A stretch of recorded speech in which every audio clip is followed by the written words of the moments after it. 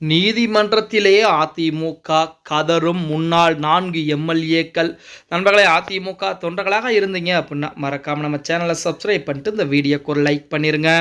அனைத்திந்திய அண்ணா திராவிட முன்னேற்ற கழகத்தின் சார்பாக நீதிமன்றத்திலே அதிமுகவின் முக்கிய தலைவர் வழக்கை தொடுக்கிறார். அந்த வழக்கு தற்சமயம் அதிமுகவிலிருந்து ராஜினாமா செய்துவிட்டு மற்றொரு இயக்கத்திலே இணைந்த அந்த 4 நபர்களுக்கு மிகப்பெரிய ஒரு அதிர்வுகளை ஏற்படுத்தி இருக்கிறது அப்படின்னே கூட சொல்லலாம்.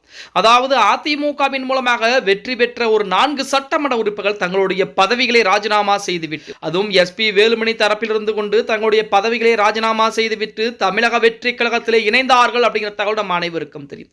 மக்களால் தேர்ந்தெடுக்கப்பட்டு அந்த 4 தொகுதிகளில் தேர்தல் ஆணையம் எவ்வளவு செலவுகளை செய்திருக்கும், கட்சி எவ்வளவு செலவுகளை செய்திருக்கும், அவர்களுக்காண்டி அவர்கள் மற்ற தலைவர்கள், அதாவது அதிமுக இருக்கக்கூடிய முக்கியமான தலைவர்கள் அவர்களுடைய மற்ற வேலைகளையும் விட்டுவிட்டு இந்த நபர்கள் ஜெயிக்க வேண்டும் என்ற எண்ணத்திலே வாக்குகள் சேகரிக்க எத்தனை நாட்கள் அலைந்திருப்பார்கள். ஏன் அதிமுகவுடைய அடிமட்ட தொண்டர்கள் எத்தனை நாட்கள் தூக்கம் இல்லாமல் அலைந்திருப்பார்கள் என்று அனைத்தையும் எண்ணி பார்க்காமல் நமக்கு அதிமுக அப்படிங்கிற மாபெரும் ஒரு இயக்கத்திற்கு நம்மை வாக்களித்து நமக்காக வாக்களித்து வெற்றி பெற வைத்த அந்த மக்களையும் எண்ணி பார்க்காமல் ராஜினாமா செய்துவிட்டு மற்றொரு இயக்கத்தில் இணைஞ்சாங்க.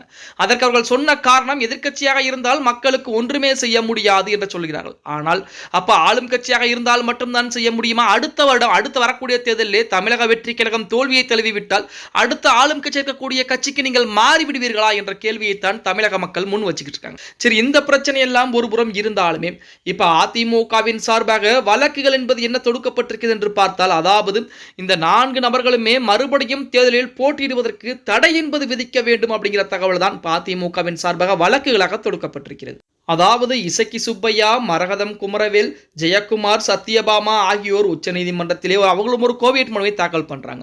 என்ன அப்படின்னு பார்த்தோம்னா, இப்ப அதிமுக தொடுத்த வழக்கிற்கு எங்களுடைய தரப்பு வாதங்களை கேட்காமல் நீங்கள் முடிவுகளை எடுக்கக்கூடாது என சொல்லித்தான் தற்சமயம் பார்த்தீங்க அப்படின்னா அவர்களும் வழக்குகளை தொடுக்க. இப்ப அதிமுகவின் மூலமாக என்ன வழக்குகள் தொடுக்கப்படுகிறது என்று பார்த்தால், அதாவது இந்த 4 நபர்களும் அதிமுக இருந்தார்கள், வெற்றியும் பெற்றார்கள், மறுபடியும் தமிழக வெற்றி கழகத்திலே இணைந்து விட்டார்கள், பதவியை ராஜினாமா செய்து விட்டார்கள்.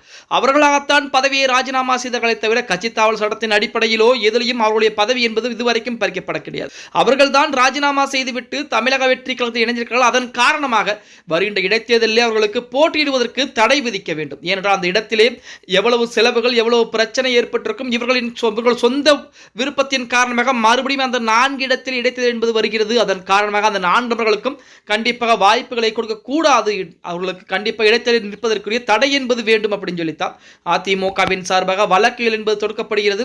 அதை எதிர்த்து தான் இந்த 4 நபர்களுமே பார்த்தீங்க அப்படின்னா எங்களுடைய வாதங்களை கேட்காமல் எடப்பாடி பழனிசாமி தரப்பு கொடுத்த அந்த வழக்குக்கு முடிவுகளை எடுக்கக்கூடாது என தற்சமயம் கோவிட் மனுவையும் தாக்கல் பண்ணிருக்காங்க.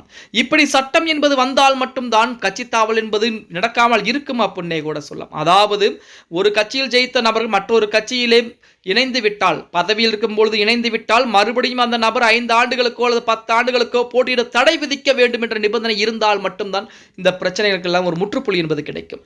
ஓகே கைஸ், வீடியோ பிடிச்சிருந்தா மறக்காம லைக் பண்ணுங்க. நம்ம போடக்கூடிய வீடியோ பத்தின கருத்துக்களை கீழே மறக்காம கமெண்ட் பாக்ஸ்ல பதிவு நண்பா.